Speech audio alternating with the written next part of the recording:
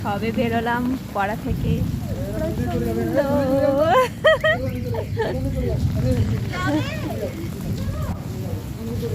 প্রচণ্ড বৃষ্টি হচ্ছে, তার মধ্যে বেরিয়েছি গাইস।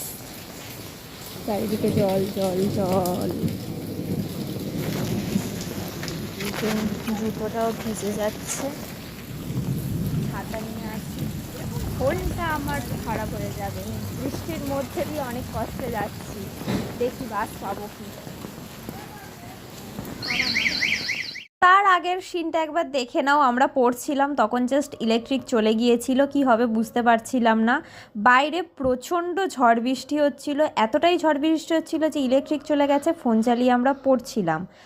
যা হোক করে তারপরে পড়া কমপ্লিট হয়ে যেতে আমরা বেরিয়েছি, কিন্তু চারিদিকে জল ভর্তি হয়ে গিয়েছে, রাস্তার পাশে মাঠেও জল ভর্তি হয়ে গিয়েছে। এবং এইটুকানি বৃষ্টিতে, মানে বৃষ্টি হয়েছে অ্যাপ্রক্সিমেটলি 30 মিনিটস হবে, আধ ঘন্টা বৃষ্টি হয়েছে, তাতেই এত জল জমে গেছে। এবং বেরিয়ে আমি ভাবছি যে আমি বাড়ি পৌঁছাবো কিভাবে, যদি আরও জোরে বৃষ্টি আসে পুরো তো ভিজে যাব।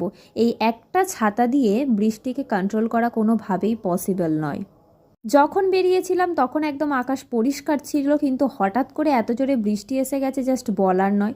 যাদের যাদের এখানে এসেছে তারা কিন্তু অবশ্যই বুঝবে, মানে যাদের যাদের এলাকায় বৃষ্টিটা হচ্ছে।